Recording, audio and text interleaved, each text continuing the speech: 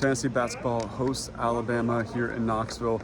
Felt like winner is in the driver's seat for 1 seed, came down to the wire, and Mashack delivers the game winner from very deep and somehow gets it to fall. Tennessee final score is going to be 79-76. I'm Ryan Sylvia. This is Noah Taylor. We are with VolReport.com on the Rivals Network. Let's talk about that sequence at the end. Can you believe that Mashack hit that shot? I can't. Alabama goes up, I think 76-72 there.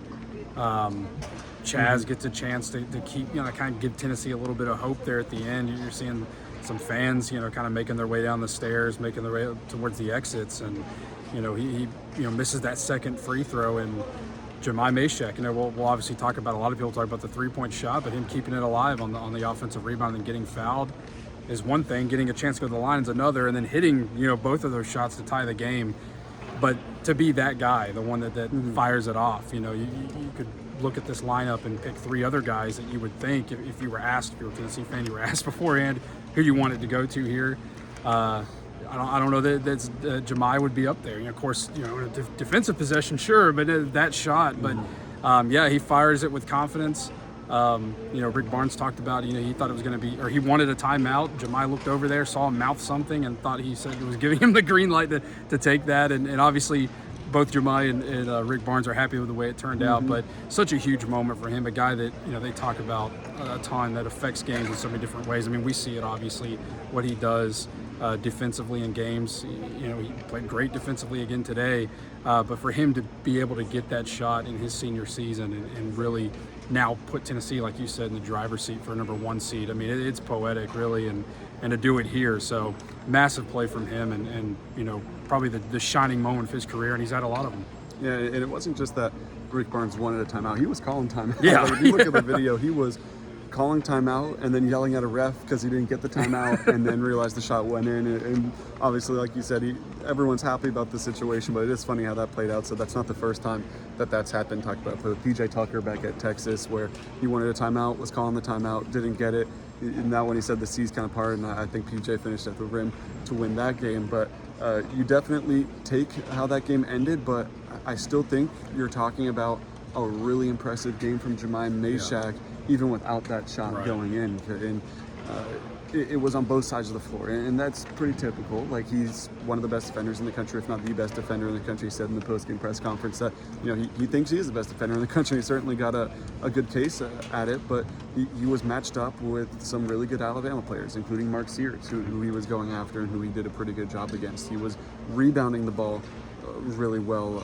I mean, he's going to finish the game with 6 rebounds. He has 11 points after the 3, passes for 2 assists, turns the ball over just once, has 3 steals and 2 blocks. It's overall a really impressive game from him, and he did it when Tennessee needed him to, too.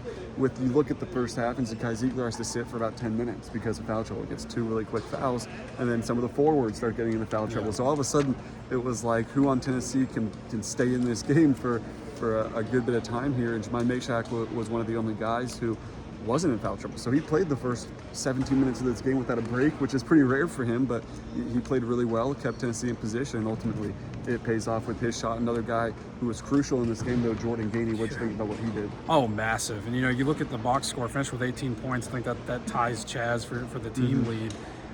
Did it without hitting a three-pointer. Only attempted 2, went 0 for 2. But I think that speaks a lot about what he's able to give you now. I mean, you saw a little bit of it last year. He's a guy that was capable off the bench. You've seen it a lot this year. Obviously, he's had his moment at the buzzer, too. That Illinois win earlier in the year on the road, had that one. But the way he affected the game today, driving in there, hitting some jumpers, I thought he was big too, and kept Tennessee in this game. When it looked like Alabama was kind of teetering on pulling away, up 9, I think at one point, there in the last like 5 or 6 minutes. I thought it was really impressive what he's been able to do. I mean, you talk about a guy, I don't know, what people outside the program expected, when he got here from USC upstate, but I mean, he's delivered and more, I think, and this is one of those performances where you mentioned, you talked about Zakai being out for that stretch, with the 2 fouls. He got out there and he made the most of those minutes, I thought, and that's exactly what you want out of him. I mean, this is the kind of game, and I kind of wrote about it in our game recap, was There's just a lot of heroes. I feel like for this one, and Jordan Gainey's obviously one of them. Jemiah's going to be the one everybody talks about, and rightfully so. But Zakai hit some big shots despite the foul trouble too. So Chaz hit some big shots. I think that I think there's a lot of guys you can point. Just really, when you look at it, not just the way it ended, but definitely maybe Tennessee's best win of the year. I think it's safe to say, not just because they beat Alabama, not just because they're inching closer now on the door of that 1 seed, but because of the way they did it, with really a complete effort, with a lot working against them with the foul trouble. Like you said, we weren't really sure who was going to be in this game at the end, and the guys that needed to be out there were able to stay out there and finish. It is funny you mentioned Jordan Gainey having such a good night and not hitting a three-pointer. That's kind of not the theme. Tennessee, they hit 8 threes in the game, but it was kind of the opposite of what Alabama does at times. Where Alabama is, hey, we're going to get to the rim, we're going to shoot threes, and anything in between is pretty much not going to be an option. So you look at their shot chart, and it's all at the basket from beyond the arc. You look at Tennessee's, and it's a lot more spread out, and it's because of guys like Chaz Lanier and Jordan Gainey and their efficiency in the mid-range. And Tennessee is okay with those shots being taken because a lot of the times those are the best looks they get on possessions, and they hit those shots at a good clip tonight too. So it was kind of funny to see Tennessee really use all 3 levels. So like it was 20-something points in the paint, it was 20-something points inside the arc but not in the paint, and then 20-something points from beyond the arc, and that's kind of just a funny thing to see right after, or when you're looking on the other side of the court and Alabama's doing the complete opposite. Anything else stand out about why Tennessee was able to win this game? I mean, I think I'll go off what you just talked about there. I feel like the last 3 matchups in this series, Alabama came here a few years ago, #1 team in the country. Last year, the game in Tuscaloosa, Tennessee wins that game. Obviously, Bama goes on to the Final Four. But it's been interesting. It feels like in those 3 matchups, Tennessee's been able to do that, get them out of their element, make them uncomfortable, make them do things that they normally wouldn't do. Now tonight, it almost paid off for them.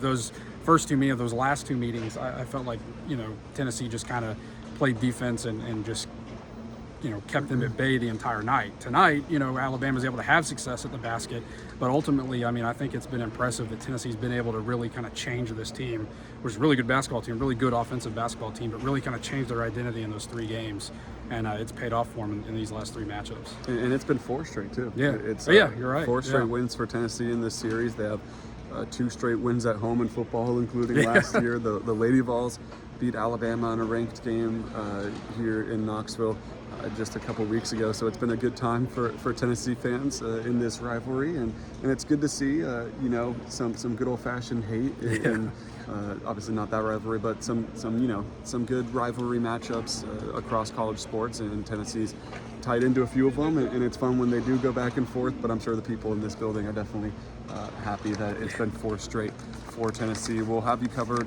for the rest of the season, though. Just 2 games left in the regular season for the Vols. That's going to be a road trip to Ole Miss, and then they come back here for Senior Day against South Carolina. And then the Lady Vols, 1 more regular season game before they get their SEC tournament started. Senior Day on Sunday here against Georgia.